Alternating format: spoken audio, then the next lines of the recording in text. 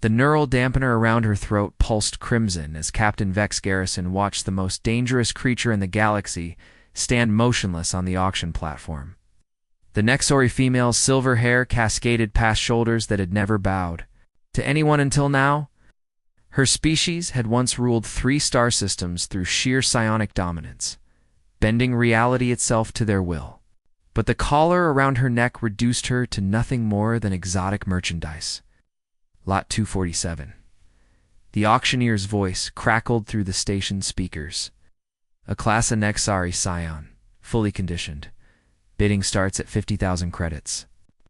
Vex's jaw tightened.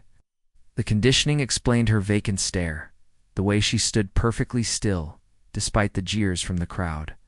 They'd broken her mind as thoroughly as they'd shackled her power. The bidding war erupted. Immediately slavers, collectors, and worse fought over her like carrion birds. 200,000, came a gurgled voice from the Hydrax delegation. Their amphibious forms rippled with anticipation. Vex knew their reputation. They purchased scions for their gladiatorial pits, feeding on the psychic agony of forced combat until their victims' minds snapped entirely. 300,000, countered a Vorthok noble, his chitinous mandibles clicking with amusement. Even worse. The insectoid empire used Nexari as living weapons, their neural patterns rewired to serve as organic artillery in their endless wars. But something in her eyes stopped Vex cold. For just a moment, beneath the conditioning's fog, he glimpsed something. Unbroken. A flicker of defiance so pure it made his chest ache. The auction's noise faded as their gazes met across the crowded platform. In that instant, he saw not a broken slave, but a warrior forced to her knees. 500,000. Words left his mouth before conscious thought could stop them. The auction hall fell silent. That some could buy a Corvette, fully armed and crewed. The auctioneer's mechanical voice stuttered in disbelief. 500,000 credits to the human in Bay 7. Vex's crew exchanged horrified glances. Engineer Korath's reptilian? Features twisted in confusion. Captain, we don't have that kind of money. We will, Vex replied, his voice steady, despite the insanity of his decision. He'd spent 3 years building his reputation as a reliable smuggler, carefully saving every credit, all of it gone in one impulsive moment. Going once, ... going twice, ... The auctioneer's gavel rose. The Nexari's head turned slightly, her violet eyes finding his again. This time he was certain. Beneath the neural dampener's suppression, something blazed with undiminished fury. She wasn't broken, she was waiting, sold to the human captain, as the processing drones approached to transfer. Ownership. Vex realized he'd just made either the greatest mistake of his life or its most defining moment. The collar's crimson pulse reflected in her eyes as they led her toward his ship. But something told him those chains wouldn't hold her forever. The galaxy's most dangerous predator now belonged to him. But looking at her proud bearing, even in defeat, Vex suspected the truth was far more complex. Perhaps the real question wasn't whether he owned her, but whether he was ready for what would happen when those chains finally broke. The cargo hold of Vex's ship had never felt smaller. The Nexari female sat precisely where the transfer guards had placed her, hands folded in her lap, staring at nothing. The neural dampener's steady pulse cast her silver skin in hellish light, but she hadn't moved in 6 hours. Oh. She's not even breathing hard, whispered Pilot Fenris, his weathered face creased with concern. That's not natural. Vex approached slowly, noting how her head tracked his movement, despite her apparent catatonia. The conditioning might have suppressed her conscious mind, but predator instincts ran deeper than any neural programming. Stopped just outside her reach, not that the collar would allow her to harm him anyway. "What's your name?" he asked softly. No response. Her violet eyes stared through him as if he were empty air. The conditioning protocols were thorough, designed to strip away everything that made a Nexara dangerous. Identity, memory, will all sacrificed to create the perfect slave. "I'm Vex," he continued, settling into a crouch. "This is my ship. Safe here." A bitter laugh escaped him. Safe? What a joke. She'd never be safe as long as that collar remained locked around her throat. But removing it would require specialized equipment, NTEs, it didn't possess. One wrong move would Trigger the failsafe, cooking her brain from the inside. Captain, Korath's voice crackled through the intercom. We've got company. 3 Vorthok interceptors just dropped out of hyperspace. Vex's blood chilled. Insectoid noble who'd bid against him wasn't accepting defeat gracefully. He rose to leave, but a slight movement caught his eye. The Nexori's hand had shifted, fingers forming a subtle gesture. A warning sign in ancient battle cant, used by soldiers across the galaxy. Multiple hostiles. Boarding action imminent. His breath caught. The conditioning hadn't destroyed her tactical awareness, it had merely buried it. She was still a warrior, still analyzing threats, even while seemingly broken. But how could she know about the Vorthok? Ships. Korath, get us moving. Best speed to the asteroid belt. Already on it, but they're faster. They'll intercept us in 20 minutes. Vex knelt beside her again, lowering his voice. Can you hear me? Really hear me? Her eyes remained unfocused, but her left index finger tapped once against her thigh. Yes. The collar prevents you from using your abilities. 2 taps. No, or more accurately, not entirely. The realization hit him like a plasma bolt. Neural dampeners, suppressed active psionic abilities, but passive ones precognition. Tactical awareness, threat assessment, those might still function at a subconscious level. You knew about the pursuit. 1 tap. Can you help us escape? Finger paused, then moved in a complex pattern.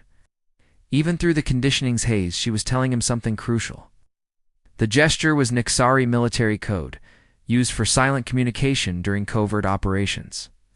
But understanding it required knowledge he didn't possess. Sir Fenris called from the bridge. They're hailing us, demanding we surrender your ... property. Vex's hand instinctively moved to his sidearm.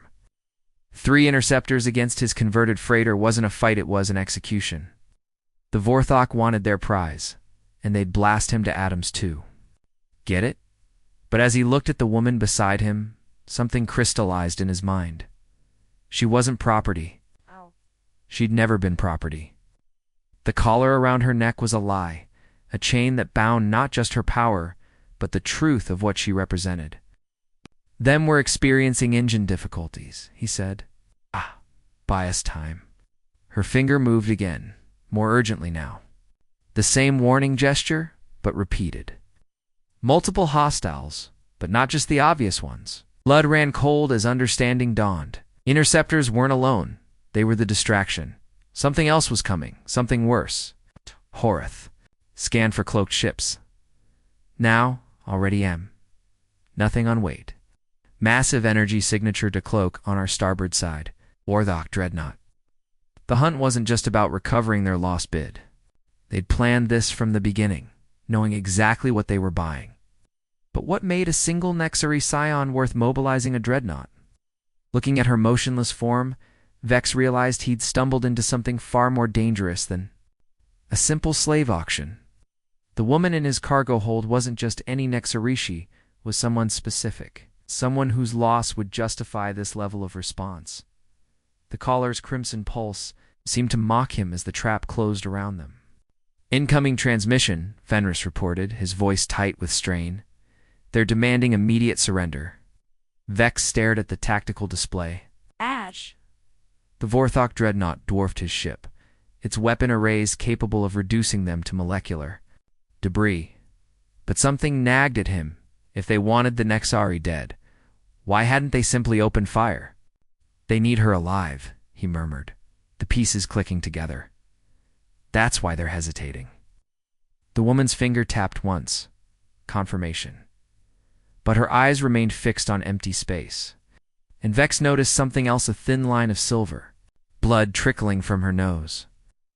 The effort of maintaining even passive awareness was killing her.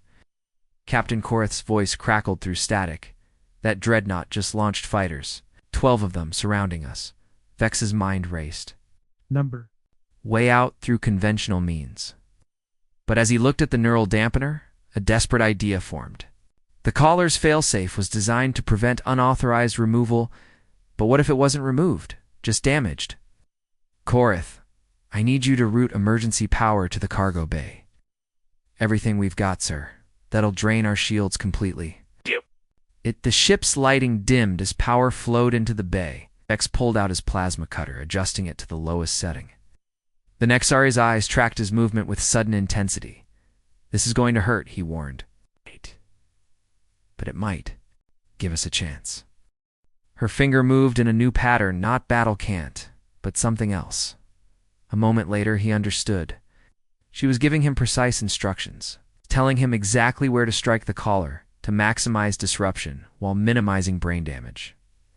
The plasma beam lanced out, striking the neural dampener's primary control node. Sparks erupted as the device's crimson pulse stuttered. The woman's body convulsed, her back arching as conflicting signals tore through her nervous system. Warning, hostile boarding pods incoming, the ship's computer announced with mechanical. Com.Vex ignored it, focused entirely on the delicate surgery. Another precise cut, this time to the collar's secondary processor. The woman's scream of agony echoed through the cargo hold, but her eyes blazed with returning awareness. Almost there, he whispered. Stay with me. The final cut severed the collar's power coupling. The device went dark, its crimson pulse dying to nothing. For a moment, the woman lay motionless, her breathing shallow and rapid. Then her eyes snapped open, truly open, and Vex felt the full weight of an unbound Nexari Scien's attention. My name, she said, her voice hoarse but steady, is Nyx, and I remember everything. The ship shuddered as the first boarding pod breached their hull. But Nyx was already moving, her silver hair flowing like liquid metal as she stood. The air around her began to shimmer with barely contained power. They made a mistake, she continued, her voice carrying harmonics that made Vex's bones ache. They thought the collar contained my abilities, but it only suppressed them. Now, her hand gestured, and the cargo bay doors tore open with a sound like screaming metal. The Vorthok boarding party that had been cutting through the hull found themselves sucked into the void, their screams lost in vacuum. Now they remember why my people once ruled the stars. Another gesture, and the fighter squadrons surrounding them began to collide with each other, pilots' minds overwhelmed by psychic interference. Explosions bloomed like flowers against the dark as their own weapons turned against them. But Vex could see the strain in her face, the way her hands trembled with effort. The collar might be broken, but weeks of conditioning had left her weakened. She was burning herself out trying to save them, Nixie said, reaching for her shoulder. You don't have to do this alone. She turned to him, and for a moment her expression softened. You freed me. Why? Because you're not property. You never were. The dreadnought's main batteries finally opened fire, massive plasma beams lancing toward them. But Nyx raised her hand, and the beams bent around their ship like water flowing around a stone. The effort brought her to her knees, silver blood streaming from her nose. I can't maintain this much longer, she gasped. But I can give you one chance. When I say run, engage maximum thrust toward the asteroid belt. Don't look back. Her power flared one final time, and every system on the Vorthok dreadnought went dark. A massive ship dead in space, its crew trapped in sudden darkness. Run, she whispered, and collapsed. Vex caught Nyx as she fell, her silver skin burning with fever. The neural dampener lay in pieces around them, its shattered remains smoking from the overload. But the collar itself remained locked around her, throat a constant reminder of what she'd endured. Medical bay, he ordered, lifting her carefully. Now, Korath's voice crackled through the intercom. Captain, we've got problems. That dreadnought is running on backup power, and they're launching everything they have. Plus, I'm reading hyperspace signatures, more ships incoming. The medical bay's scanners revealed the extent of the damage. The conditioning process had left neural scarring throughout her brain, pathways burned by forced compliance protocols. But worse were the fresh injuries. Blood vessels burst from psychic strain. Her nervous system pushed far beyond safe limits. How long before they catch us? Vex asked, checking her vital signs. 10 minutes, maybe less. That psychic surge of hers bought us distance, but it also lit us up like a beacon. Every Vorthok ship in the sector knows exactly where we are. Nyx's eyes fluttered open, focusing on him with effort. "They're not just hunting for sport," she whispered. "I remember now. My real identity. Rest. We can talk when. No." Ash! Her grip on his wrist was surprisingly strong. "You need to understand what you've gotten yourself into, not just any Nexari scion. I'm the last of the Stellar Dominion's battle seers." The words hit him like a physical blow. Battle seers were myth, legend warrior prophets who could read the flow of entire battles, predict enemy movements hours in advance. They'd been the backbone of the Nexari Empire until the Great Purge wiped them out. That's impossible. The seers were all killed 20 years ago. Not all. Her smile was bitter. I was captured during the fall of Kepler Prime. They kept me alive because my abilities were too valuable to waste. But they couldn't risk me remembering who I was. The conditioning was designed to keep me docile while they used me. Military advisors, battle predictions, strategic analysis, filtered through a broken mind that couldn't resist or rebel. Her voice hardened. They made me complicit in my own people's destruction. Vex's mind raced. If she was truly a battle seer, then her value was incalculable. No wonder the Vorthok had mobilized a dreadnought to reclaim her. But that also meant they'd never stop hunting. Sir Fenris called from the bridge. "We've got a problem. The asteroid belt's compromised. They've got ships waiting at every exit vector." "How many?" Vex asked, but he already knew the answer from Nyx's expression. "Too many," she said softly. "But there's something else, right? Something I saw in their minds during the psychic link. They're not just hunting me, they're hunting someone else. Another survivor? Another seer? My brother. Kane was captured 3 years ago, sold to the hegemony. But he escaped last month, and now both factions are mobilizing their fleets. They know that 2 battle seers working together could shift the balance of power in the galaxy. The implications were staggering. The Vorthok Empire and the hegemony had maintained an uneasy peace for decades, neither side willing to risk total war. But if one faction controlled both surviving seers, where is he now? I don't know. The visions are fragmented, unclear, but he's alive, and he's looking for me. Her eyes met his. "You saved my life, Vex, but this isn't over. Set. Keep coming until one of us is dead. Then we find him first." "You don't understand.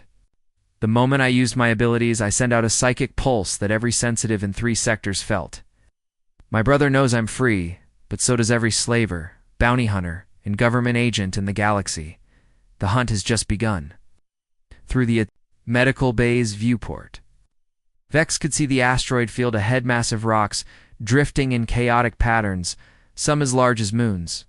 It should have been perfect cover, but if Nyx was right, it was about to become a killing field. "There's something else," she continued, her voice dropping to a whisper. "The collar. It's not just a neural dampener. It's a tracker, a control device, and a bomb, all in one. Even broken, it's still transmitting our location. Can you remove it? Not without the right tools. But I can mask the signal, make it harder to track. It'll buy us time, but not much." As if summoned by her words, the scanner erupted with new contacts, dozens of ships, all converging on their position. The hunt for the last battle. Sears was about to become a galactic war. The asteroid field erupted in weapons. Fire as 3 separate fleets converged on their position. Vorthok interceptors dove between the massive rocks, their chitinous hulls gleaming in the light of energy beams. Hegemony destroyers took defensive positions, their angular black forms bristling with missile pods, and scattered throughout the chaos, smaller ships, bounty hunters, slavers, and opportunists drawn by the promise of an unimaginable prize. 12 contacts on the port side, Fenris reported, his voice tight with concentration. "Make that 15. They're using the asteroids as cover." Vex's ship twisted through the debris field, its modified engines straining against the gravitational forces. But they were outgunned, outnumbered, and running out of space to maneuver. A plasma bolt seared past their starboard side, close enough to heat the hull plating. Nix, I need options. She knelt in the center of the bridge, her eyes closed in. Concentration. The broken collar around her neck sparked intermittently, but she'd managed to partially suppress its tracking signal. Silver blood still trickled from her nose, but her voice was steady. There's a pattern to their movement, she said. The Vorthok commander is cautious, waiting for the hegemony to commit first, but the bounty hunters are impulsive. They'll break. Formation in ... double quotes. She paused, her head tilting slightly. 17 seconds. What about the big rocks? Can we use them? The largest asteroid has a dense metallic core. It'll block most sensors, but only for a few minutes. After that ... She opened her eyes, meeting his gaze. There's something else. I'm sensing another scion nearby. Strong, but unfamiliar. Before Vex could respond, the tactical display erupted.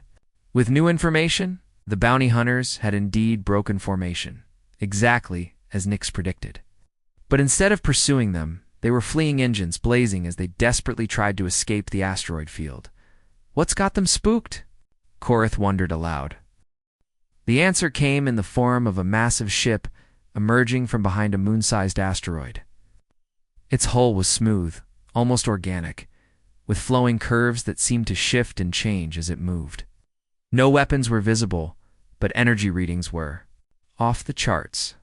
That's not possible, Fenris breathed. That's a Nexari dreadnought. Vex's blood ran cold. The Nexari Empire had been destroyed decades ago, its fleet scattered or destroyed. But the ship before them was undeniably real, its presence causing both the Vorthok and Hegemony fleets to pause their pursuit. It's him, Nix whispered, her voice filled with a mixture of hope and fear. Kane, but something's wrong. The ship's power signature is ... chaotic. The dreadnought's communication system crackled to life, and a voice echoed across all frequencies. It was clearly Nexori, but distorted, as if filtered through layers of static and pain. Sister, the voice said, and Vex could hear the anguish beneath the words. I felt your awakening, but I'm afraid I've become something you won't recognize, Kane. Nix's voice was barely a whisper. What have they done to you? Hegemony didn't just want to control me, they wanted to weaponize me. Neural augmentation. Psychic amplifiers, forced evolution, they turned me into a living weapon. A bitter laugh echoed through the transmission. I am no longer the brother you remember. The Nexari dreadnought began to move, its organic hull rippling with energy.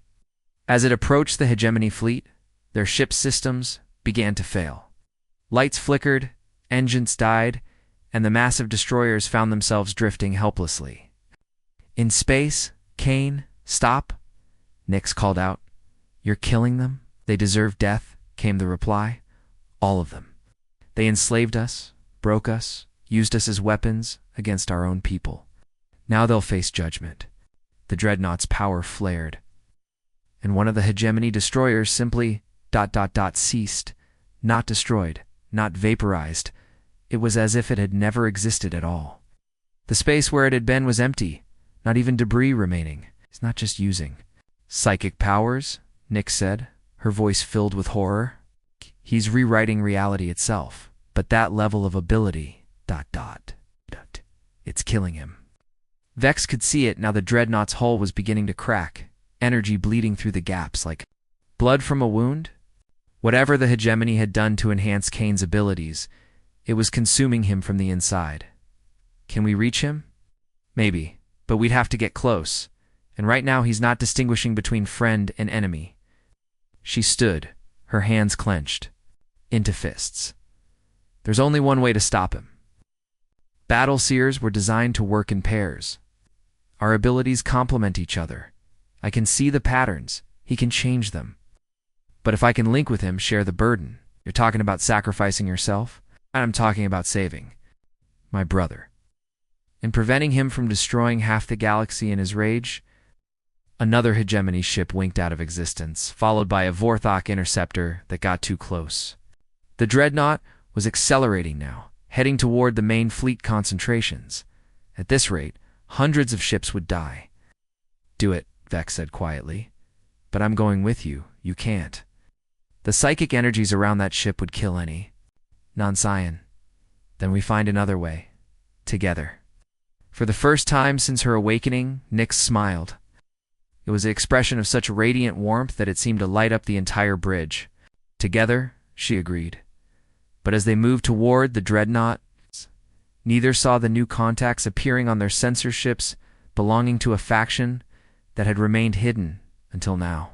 They're waiting for the perfect moment to claim both battle seers. For themselves, the newcomers arrived without fanfare, their ships seemingly materializing from empty space. No hyperspace signatures, no energy trails, they simply appeared, as if they'd been waiting just beyond the edge of perception. Vex's sensors struggled to lock onto them, the readings flickering between solid contacts and empty void. Wraiths, Nyx breathed, her face pale with recognition. I should have known they'd come. Who are the Wraiths? Vex asked, but even as the words left his mouth, he felt a chill that had nothing to do with the ship's environmental controls. The next area's Black Ops Division. They survived the purge by going underground, operating from the shadows. But they're not here to rescue us. They're here to eliminate the last evidence of our Empire's existence. The lead Wraith ship was sleek and predatory, its hull a matte black that seemed to absorb light rather than reflect it. As it approached, Vex noticed something that made his blood run cold. The ship's configuration was identical to a Nexori dreadnought. A purpose-built hunter-killer. Kane Nyx called out through the comm system. The Wraiths are here. You need to stop the assault and focus on them. Her brother's response was immediate and violent. The organic dreadnought spun in space, its attention shifting from the hapless hegemony fleet to the new arrivals, but the Wraiths were ready. Their ships scattered in a complex pattern, each one moving with an almost prescient awareness of where the next reality-altering attack would strike. They have their own scions, Nyx realized, Nexari, who chose to serve the Wraiths rather than die with the Empire. Explain later, Vex said, watching the tactical display with growing alarm. Right now, we need to get out of here before we're caught in the crossfire. What? But escape was no longer an option. The Wraith squadron had formed a loose sphere around the entire asteroid field, their ships positioned to intercept any vessel attempting to leave. And their leader was broadcasting on a frequency that bypassed all jamming attempts. Greetings, Battle Seers. The voice was cultured, almost pleasant. I am Wraith Commander Zarian. You've led us quite a chase, Zarian. Nyx spat. I remember. You were Master Thyron's apprentice before the Purge. I was many things before the Purge, but I chose survival over sentiment. The Nexari Empire is dead, child. Survivors are merely echoes, dangerous ones that must be silenced. Kane's dreadnought fired again, reality warping around the Wraith ships. But they were ready, their own scions creating defensive barriers that deflected the attack. The resulting explosion tore through a cluster of asteroids, turning solid rock into expanding clouds of dust and debris. You cannot defeat us, Zarian continued. We know your abilities, your weaknesses. We've spent 20 years preparing for this moment, then you know we won't surrender, Nyx replied, her voice steady, despite the chaos around them. Surrender? My dear, you misunderstand. We're not here to capture you. We're here to ensure that the last battle seers die with honor, rather than live as slaves to lesser species. The implications hit Vex like a physical blow. The Wraiths weren't working for the Vorthok or the hegemony. They were eliminating potential assets before either faction could claim them. A final act of defiance by the Nexari Empire's remnants. There's another way, Nyx said suddenly, her eyes focusing on something beyond the immediate battle. The old protocols. The Stellar Dominion's contingency plans. What protocols? Battle seers were ever compromised. There were emergency measures. Hidden bases, archived knowledge, genetic templates for rebuilding the order. Her voice grew stronger. But activating them requires both surviving seers working in perfect synchronization. And that's possible, with the right conditions, but it means linking our minds completely, sharing every memory, every skill. The process might kill us both. On the tactical display, the battle was intensifying. Kane's dreadnought was holding, its own against the Wraith squadron, but Vex could see the strain. The organic hull was developing more cracks, and the reality warping attacks were becoming less precise, more chaotic. He's losing control, Nix observed. The augmentations are burning him out faster than expected. We have maybe 10 minutes before he either dies or becomes a threat to everyone in the system. Then we do it. Protocol. The linking whatever it takes. She looked at him with an expression he couldn't quite read. It's not just dangerous. For us, if we succeed, if we actually manage to activate the contingency protocols, it will change everything. The Nexari Empire could rise again, and if you fail, then we all die here, and the galaxy continues its slide toward tyranny and chaos. The choice was no choice at all. Vex began plotting a course toward the dreadnought, knowing that they were about to attempt something that would either save the galaxy or destroy it. But as they moved through the asteroid field, he noticed something troubling on the long-range scanners. More ships were coming. Not just the opportunistic bounty hunters and slavers, but full military fleets. It's the Terran Federation, the Altarian Collective, even the isolationist Void Dwellers were sending forces. The battle for the last Battle Seers was about to become a galactic war. Nix, he said quietly, I need you to know something. Whatever happens next, I don't regret freeing you. I know, she replied, her hand finding his. And I need you to know that when this is over, one way or another, I'm going to find a way to remove this collar, not just the control circuits, the entire thing. I want to be free, truly free, for the first time in 20 years. Together, he promised. And meant it. The dreadnought's hull cracked like an eggshell as Vex's ship approached, revealing chambers filled with organic machinery that pulsed with bioluminescent energy. Whatever the hegemony had done to Kane, they'd fused him with the ship itself, creating a hybrid entity that was neither fully organic nor mechanical.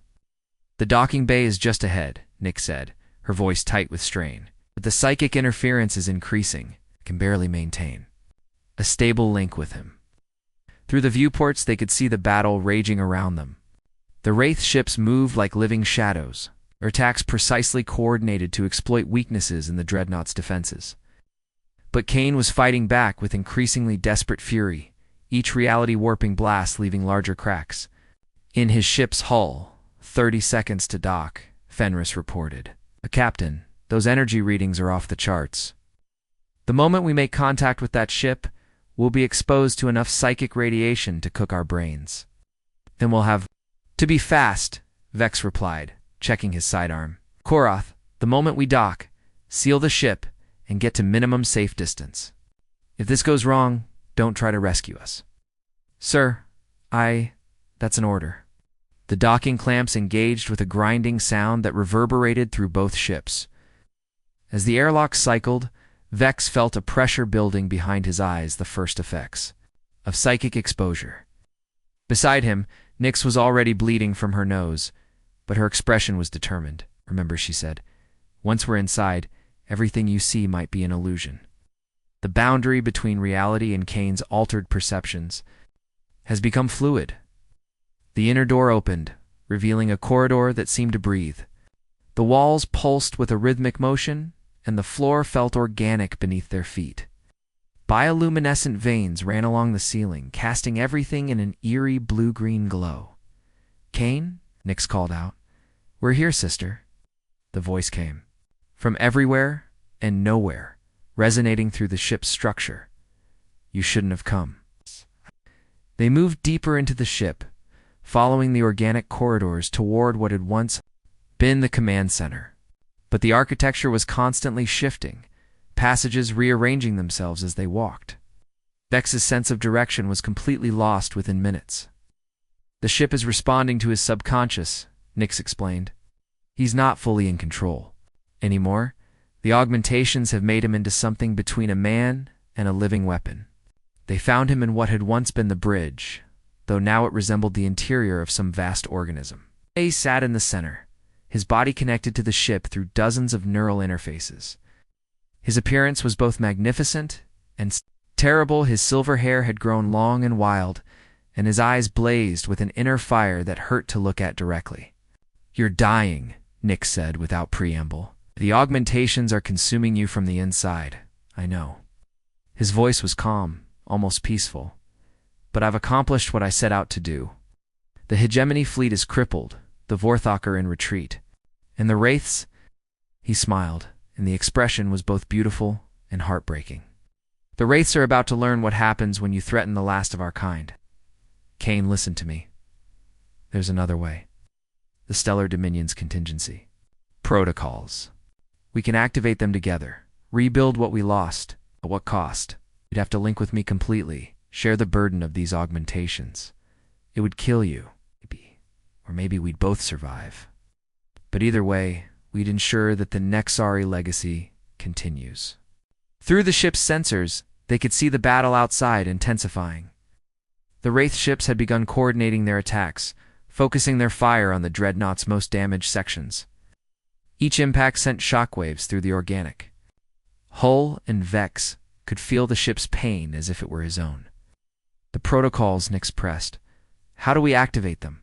Kane's expression grew distant, as if he were accessing memories buried deep within the ship's organic matrix.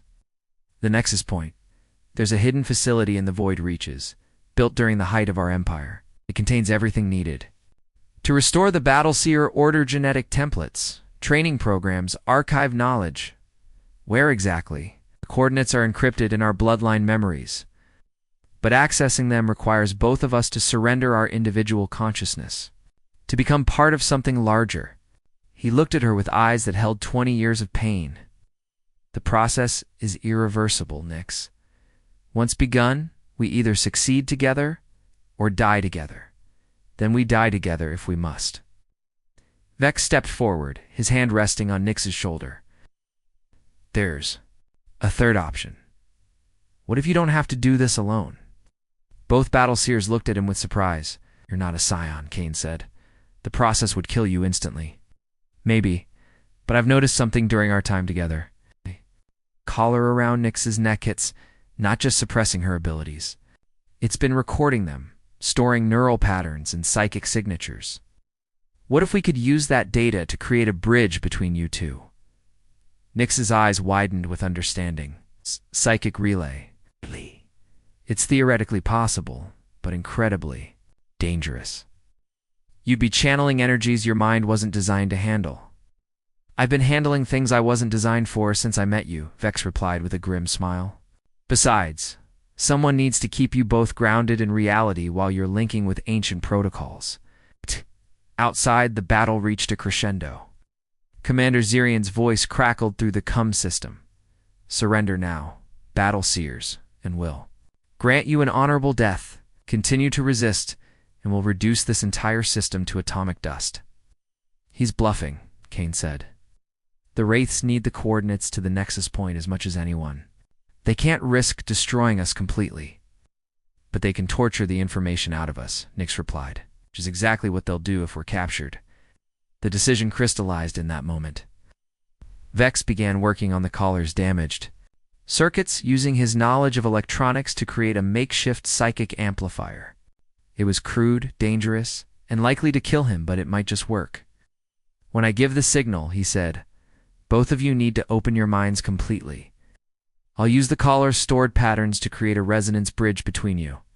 But I can only maintain it for a few minutes at most. Vex, Nyx said softly. Thank you for everything. Thank me when we're all still alive on the other side. He activated the modified collar, and the world exploded into silver fire. Pain beyond description tore through Vex's consciousness as the collar's modified circuits channeled raw psychic energy through his unprotected mind. He felt his sense of self beginning to fragment, scattered across multiple planes of existence that his brain couldn't process. But he held on, focusing on the one thing that mattered, keeping Nyx and Kane connected. Through the psychic link, he experienced their memories as if they were his own. The glory of the Nexari Empire at its height, when Battleseers guided fleets across the galaxy with perfect tactical precision. The horror of the Purge, when their own people turned against them in jealous rage. The long years of slavery, conditioning, and forced servitude that had broken so many of their kind. I can see it, Nyx whispered, her voice echoing strangely. In the shared mental space, the Nexus Point, it's not just a facility, It's a living repository of our entire species' knowledge. But it's been dormant for 20 years, Kane replied, his consciousness intertwined with theirs. Reactivating it will require a massive energy discharge, more than either of us can generate alone. Then we'll have to do it together, Vex said, his voice strained but determined. All three of us. The revelation struck them simultaneously. The caller hadn't just been recording Nyx's abilities, it had been subtly enhancing them. Using technology that was part Nyxari, part Vorthok, part unknown. The device was a hybrid creation, designed to bridge the gap between different forms of consciousness. The slavers, Nyx breathed. They weren't just suppressing our abilities. They were studying them, learning from them. This collar contains fragments of every scion who's ever worn one. Thousands of minds, Kane added, his voice filled with awe and horror. All trapped in quantum storage, their knowledge preserved, but their souls enslaved. Through the collar's neural interface, Vex could feel them, the ghosts of dead scions. Their consciousness reduced to data patterns, but somehow still aware. They were reaching out, desperate for freedom, offering their accumulated power to anyone who would listen. We can free them, Vex realized. Use their combined strength to activate the nexus point. It's too dangerous, Nyx protested. Channeling that much psychic energy will destroy your mind. Maybe, but it might also save the galaxy. Outside the ship, the battle had reached a stalemate.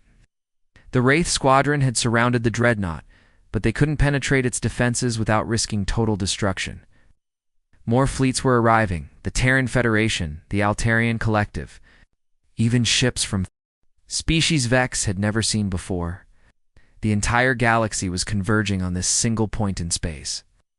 They're all here for the same reason, Kane observed. The nexus point. They know that whoever controls it will control the future of galactic civilization. Then we make sure no one controls it, Vex said. We activate the protocols, free the enslaved scions, and let the galaxy choose its own destiny. The process began, slowly, carefully. Vex served as the conduit, his mind somehow adapting to channel energies that should have killed him instantly. Through the collar's quantum storage, he felt the awakening consciousness of thousands of dead scions. Their combined knowledge creating a symphony of pure thought. Nyx and Kane's abilities merged and amplified, their individual strengths becoming part of something greater. But the strain was enormous. Silver blood streamed from their eyes, and their bodies began to show signs of cellular breakdown from the psychic overload. I can see the activation sequence, Nyx said, her voice barely audible. But it requires precise timing. If we're off by even a microseconds, then the entire system will overload, Kane finished. The resulting explosion will sterilize a dozen star systems. No pressure, Vex muttered, feeling his own consciousness beginning to fray at the edges. How long do we have? The Wraiths are preparing for a final assault. They've realized what we're trying to do. 30 seconds? Maybe less. Through the ship's sensors, they could see the Wraith Squadron forming into a precise attack formation. Their ship's weapons were charging, preparing to deliver a coordinated strike that would overwhelm the Dreadnought's defenses. Now or never. Vex said, and opened himself completely to the psychic energies flowing through the collar. Reality exploded around them as the activation sequence began. The nexus point, hidden in the void reaches, began to awaken after 2 decades of dormancy. Ancient machines stirred to life, their quantum processors reaching out across space to touch the minds of the last battle seers. But the effort was consuming them. Vex felt his personality dissolving, his memories scattering like dust in a cosmic wind. Beside him, Nyx and Kane were experiencing the same dissolution, their individual selves becoming part of something vast and impersonal. Hold on, Nyx whispered, her mental voice growing faint. Almost there. ... The nexus point responded, its vast consciousness touching theirs across the void. In that moment of connection, Vex understood what they had accomplished. The facility wasn't just a repository of knowledge, it was a living embodiment of the Nyxari species' collective wisdom, capable of teaching and guiding without dominating. It's done, Kane said, his voice filled with wonder.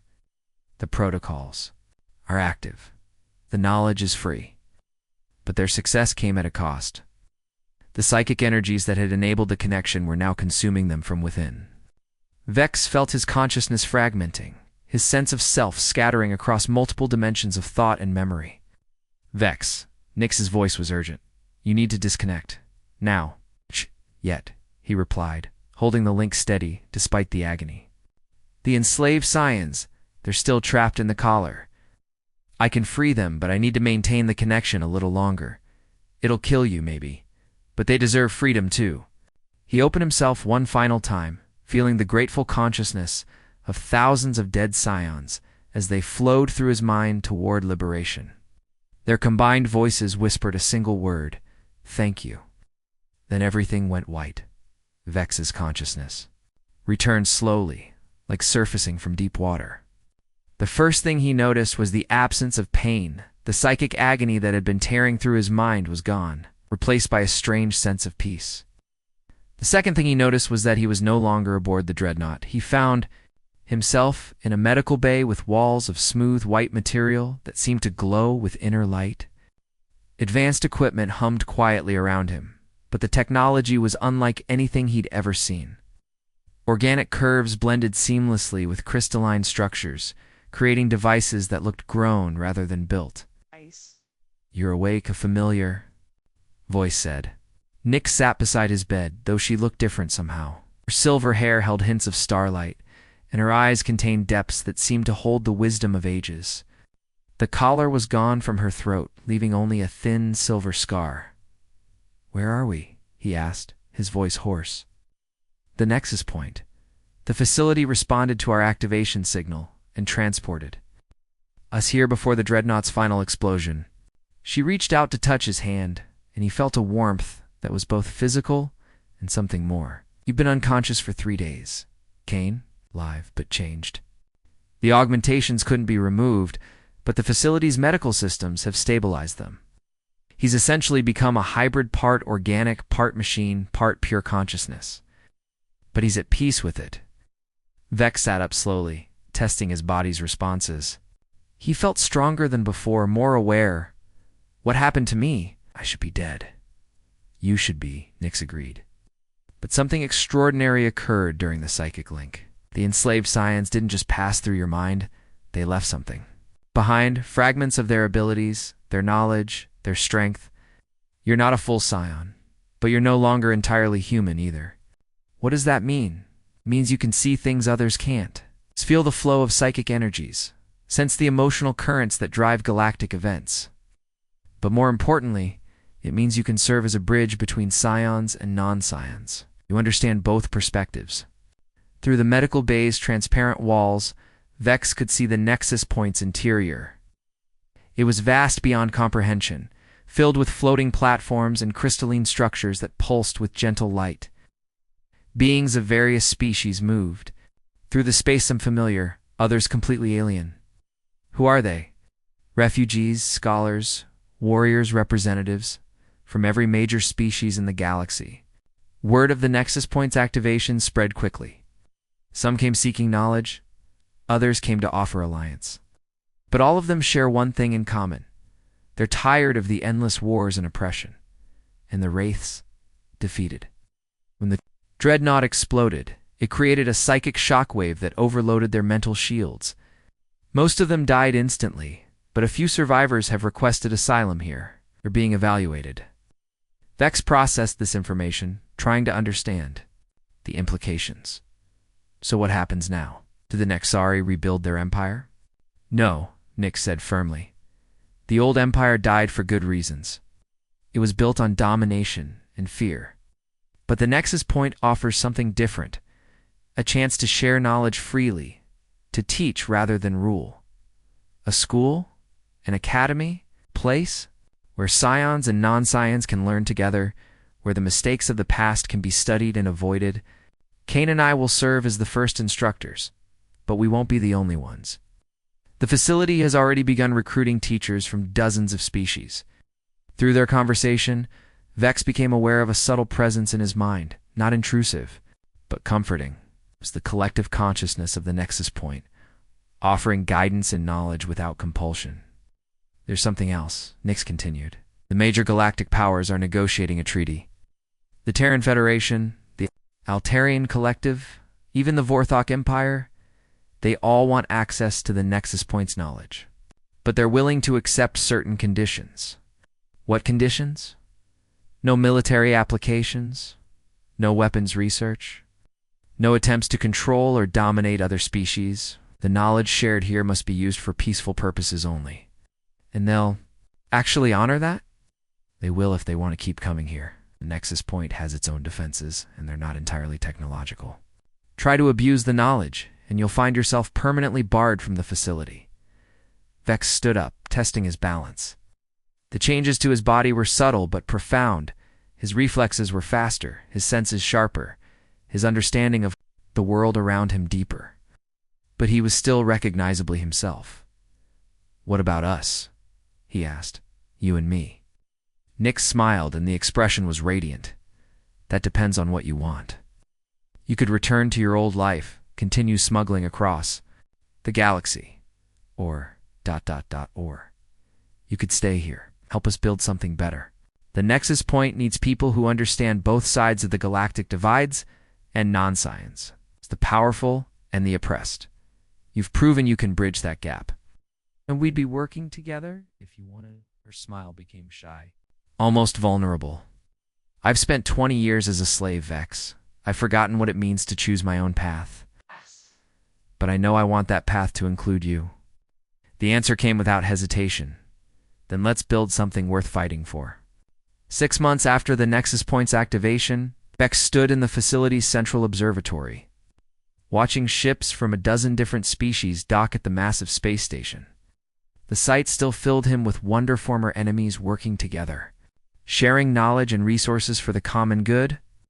"The hegemony delegation just arrived," Nix said, joining him at the observation deck. "Their representative is asking for access to our medical archives. Apparently they've had a plague outbreak. In the Outer Rim territories? Are we going to help them?" "Of course, that's what we do now." She smiled, her hand finding his. "Besides, their representative is someone we know. Admiral Thorne, the woman who helped coordinate the initial evacuation efforts after the Dreadnought exploded." Vex nodded, remembering the chaos of those first days. The destruction of Kane's ship had created a brief power vacuum, with various fleets uncertain about how to proceed.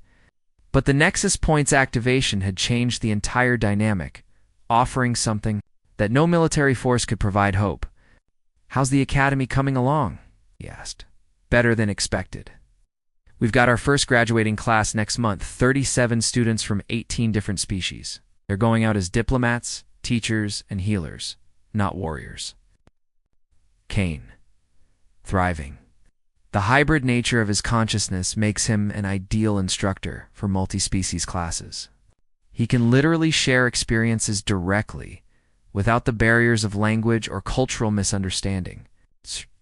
Through the observatory's transparent walls, they could see the Academy's training grounds. Young beings of various species practiced, together learning to blend their unique abilities in ways that had never been attempted before. Humans worked alongside Altarians, Vorthok collaborated with former enemies, and in the center of it all, a few individuals bore the subtle signs of psychic enhancement, not full scions, but bridges like Vex himself. "The Council of Worlds is meeting next week," Nix continued. "They're discussing the proposed non-aggression accords. If they pass, it would be the first galaxy-wide peace treaty in recorded history. And if they don't, then we keep teaching. Keep building bridges. Change doesn't happen overnight, but it does happen." A soft chime indicated an incoming message. Vex accepted the communication, and a holographic display materialized before them.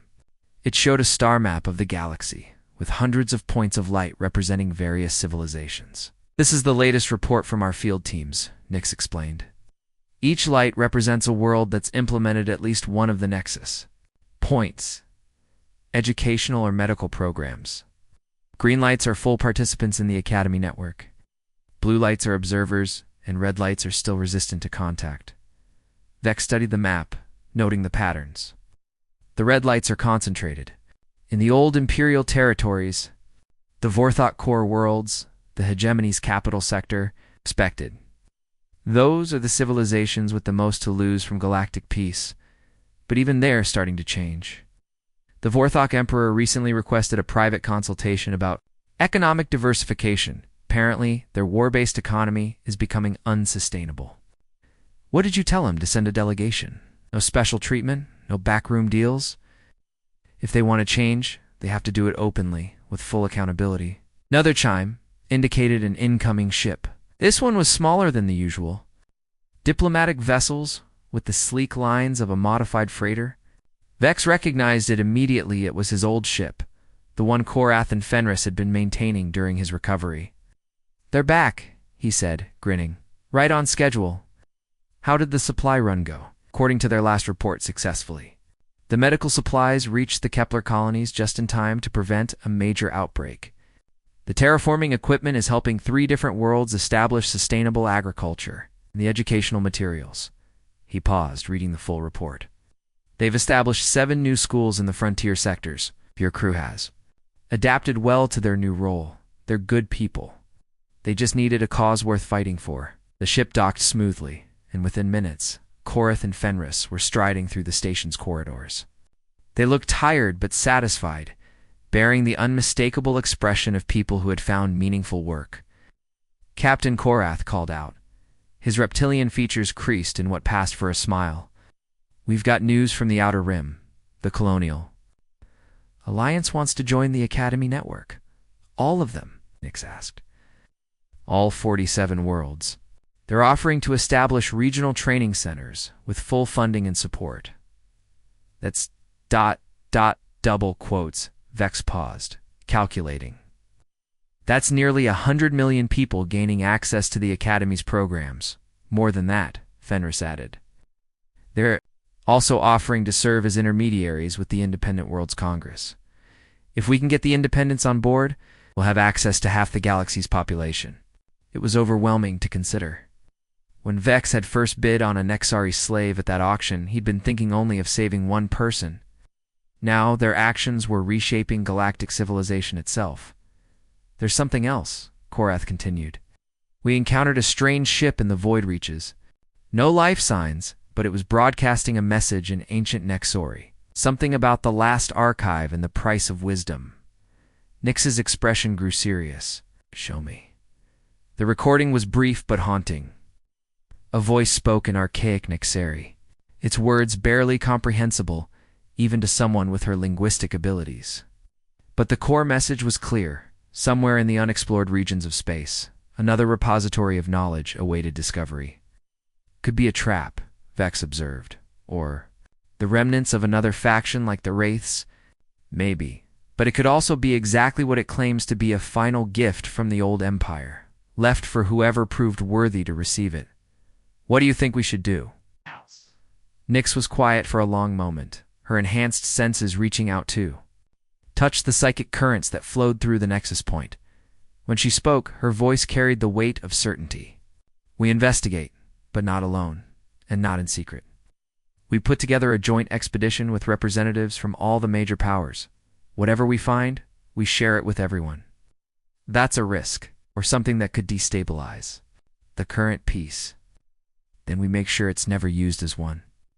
The old empire fell because it hoarded knowledge, used it to dominate others. We won't make that mistake." As if responding to her words, the Nexus Point's consciousness touched there, minds not intrusively, but with the gentle warmth of approval. The facility had become more than just a repository of knowledge. It had become a living embodiment of the principles they were trying to spread. "Together," Vex said, echoing the word that had become their informal motto. "Together," Nix agreed. They stood in the observatory, watching the endless stream of ships arriving and departing, each one carrying a piece of the hope they'd helped kindle. The collar that had once symbolized slavery now rested in the facility's museum, its neural circuits finally silent. But the scar it had left on Nix's throat remained not as a mark of shame, but as a reminder of how far they'd come. The galaxy was changing, slowly but surely. Wars were ending, alliances were forming, and knowledge was flowing freely between species that had been enemies for centuries. It wasn't perfect. There were still conflicts, still those who resisted change, still moments when the old patterns of domination and fear threatened to reassert themselves. But for the first time in galactic history, there was an alternative. A place where beings could come together, not as conquerors or conquered, but as partners in building something better. The Nexus Point had become a beacon of hope in a dark universe, proof that even the most entrenched systems could be transformed through courage, sacrifice, and the simple revolutionary act of choosing to trust one another. And at its heart, binding the entire endeavor together, was the love between a smuggler who had risked everything to free a slave and a warrior who had found in that freedom the strength to forgive. They had indeed stolen her heart along with her chains, but in doing so, they had given the galaxy its future. The stars beckoned, filled with infinite possibilities. And for the first time in either of their lives, Vex and Nyx looked forward. 2. Discovering what lay waiting in the vast expanse of space, not as enemies to be conquered, but as friends to be found.